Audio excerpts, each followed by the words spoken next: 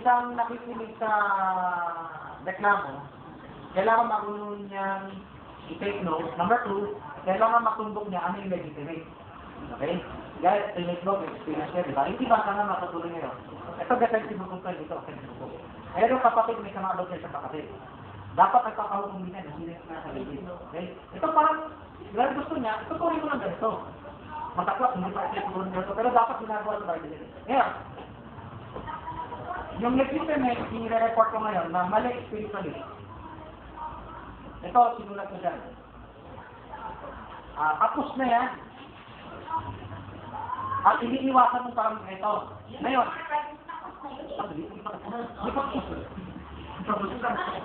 kagalit pa kayo mo ko. Ngayon, at binili natin ng nasa sakdaro. Arrangement ang tawag nito. Ako nyo, pag nagde-defend kayo, arrangement. Guilty or not guilty. Brother Jerry, tinatanong sa hukuman nito. Iniiwasan mo ba si Senis na parang nag-ero? Ay, hindi mo makausap? Hindi mo nakakawin. So may complaint ba nito? Magaling na yung nakakawin. Okay. Wala ko na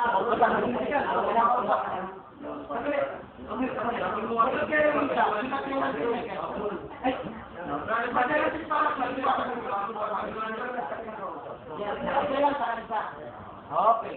Ngayon, kailangan din naman ang library.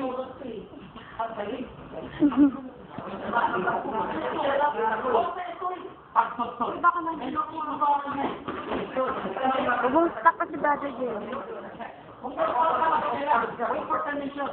Para walang gulo. Okay.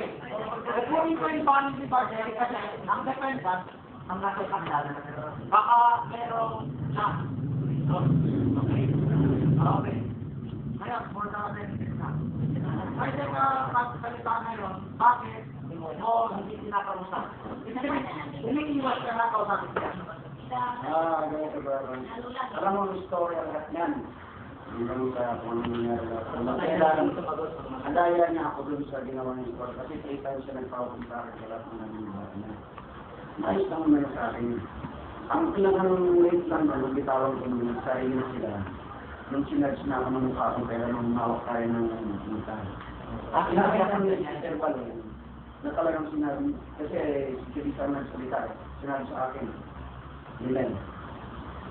Sa akin naman malaman yun. Kung narinig man, okay lang yan.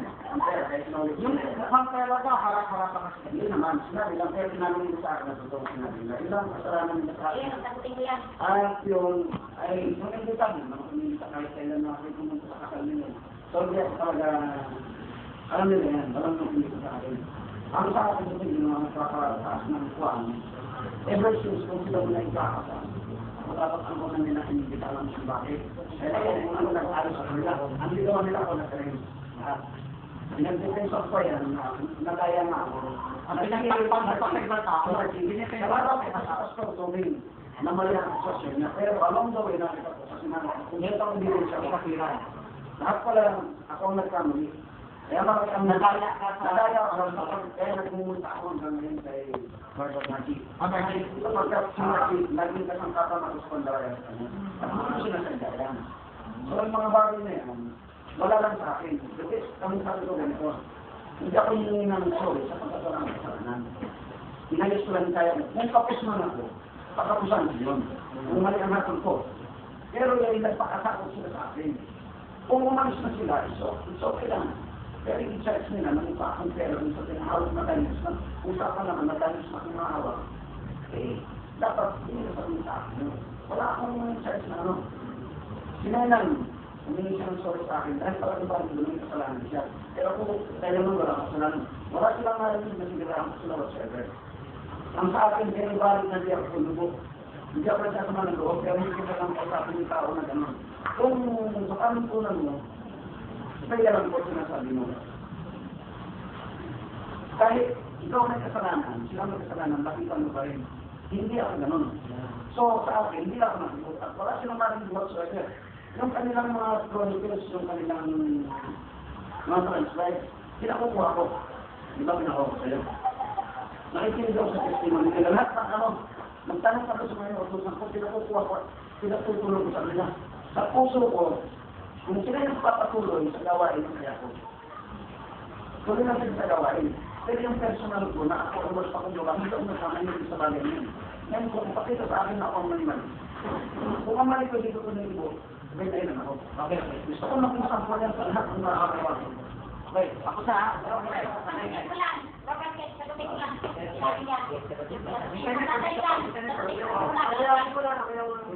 Kaya kung hindi siya, paano isipin niyo ng mabuti?